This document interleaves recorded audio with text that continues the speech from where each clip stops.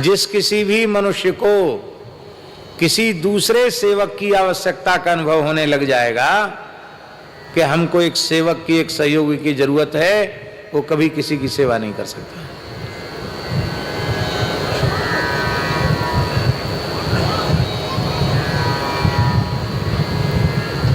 इसलिए सेवक वही हो सकता है जिसको किसी सेवक की अपेक्षा न हो। यही कारण है कि स्वयं दासास तपस्विना, तपस्वी स्वयं ही दास होते हैं। तपस्वी तब तक तपस्वी है जब तक उसकी सेवा में कोई नहीं है। सेवा में कोई आ जाएगा तो तप नष्ट हो जाएगा। स्वयं दासास तपस्विना, तपस्वी स्वयं ही दास होते हैं, उनके यहां कोई दास नहीं होता। और ऐसी ही स्थिति पूज्य भक्तमाली जी महाराज की अंतिम क्षण तक थी। उन्होंने कभी किसी सेवक की अपेक्षा नहीं रखी। स्वयं ही जो उनकी सेवा में थे, नाम से कि ये सेवा में, महाराज जी उल्टे उन्हीं की सेवा कर देते थे, उनकी सेवा करते थे। परम श्रद्धेय पूज्यपाद श्री रामेश्वर दास जी रामायणी जी महाराज सुनाते थे कि महाराज जी और हम लोग 84 कोस की परिक्रमा में थे। बड़े पुजारी जी थे श्री रामचंद्र दास जी और श्री रामायणी जी, परम पूज्य श्री रामेश्वर दास श्री रामायणी जी। बोले महाराज जी एक इतना बड़े डिब्बे में पानी भर के चलते और एक थैला लटका के चलते। तो बोले हमने महाराज जी को प्रार्थना किया कि महाराज जी पैदल चलना तो भारी पड़ता है परिक्रमा में, वो आप इतना पानी 3-4 किलो जल और ये इतना थैला क्यों? तो महाराज जी ने मुस्कुरा कर क्या कहा? बोले खाली चलने का अभ्यास नहीं है, कुछ वजन रहा आवे कंधे पर, ऐसा अभ्यास पड़ गया है, ये कहा।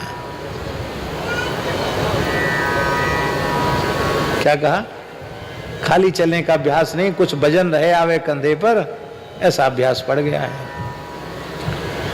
अब परिक्रमा तो थी पीछे और पुजारी जी और रामायणी जी महाराज जी थोड़ा आगे चल रहे थे। अब पुजारी जी को भी लघुशंका लगी और रामायणी जी को भी लघुशंका लगी। अब खोजें वहां पानी, कहाँ है पानी? तो महाराज बोले क्या बात है? बोले लघुशंका की इच्छा हो रही है। बोले कहाँ पानी? पानी इसे है तो साथ में पानी। दोनों को हाथ में जल दिया, कुल्ला कराया, फिर बैठ गए। तो बोले अरे कुछ भूख भी लग रही है। तो महाराज ने तुरंत थैला में से भुने हुए चना मूंगफली निकाली और थोड़ा थोड़ा चूर्ण दे दिया, अग्नि दीपक चूर्ण। बोले बस जायके का जायका, फायदे का फायदा, थोड़ा खाओ और थोड़ा चूर्ण जिह्वा पर डाल लो।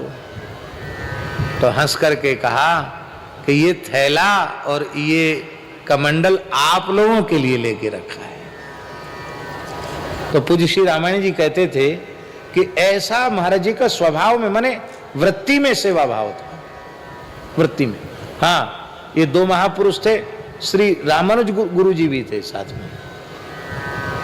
बोले आप लोगों के लिए 3 मुद्दे, आप लोगों के लिए जल और ये थैला रखा हुआ है।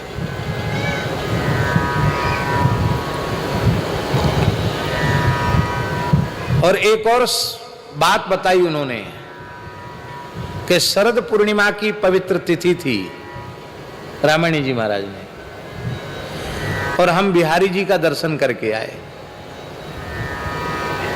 जय हो स्वामी जी, प्रणाम। हम बिहारी जी का दर्शन करके आए।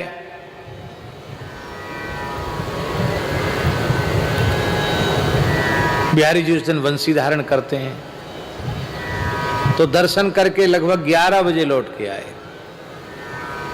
तो महाराज जी ने छत पर, जो जहां हम लोग रहते थे, उसी छत पर बोले 2-4 तुलसी के गमला रख रखे हैं, सफेद कपड़े से सजा रखा है, और 1-2 इसके बेला के फूल गमले में उनको सजा रखा है, और बीच में ठाकुर जी हैं, चित्रपट है।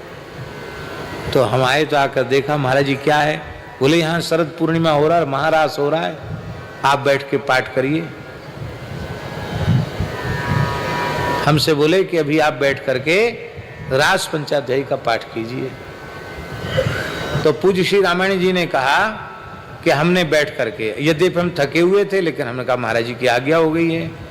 तो कहते बैठ के पाठ करना जैसे ही आरंभ किया, वो जो दृश्य था वो सर्वथा बदल गया।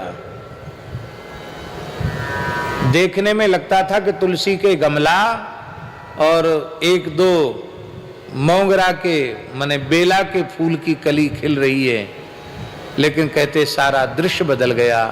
हम रास का पाठ करते जा रहे हैं और संपूर्ण दृश्य मेरे नेत्रों के सामने प्रकट होता चला जा रहा है।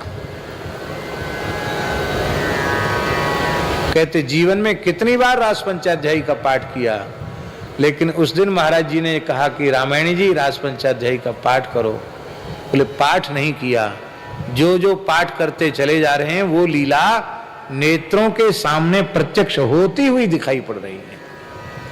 दिव्य वृंदावन का दर्शन हो गया और दिव्य रास का दर्शन हो गया। रामायण जी कहते थे ऐसी सामर्थ्य थी महाराज जी में।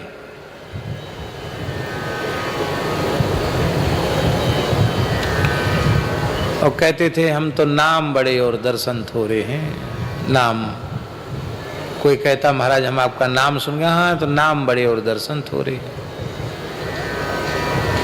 ऐसा भी कह देते थे। तो ये सब सेवा की महिमा है। सेवा की बात जब समझाई तो सेवा की बात समझाते ही जो शुचि सेवक थे वो शुचि सेवक एकदम तैयार हो गए। बोले अब हम तो श्री राम जी की प्रसन्नता को यहीं रहकर प्राप्त करेंगे।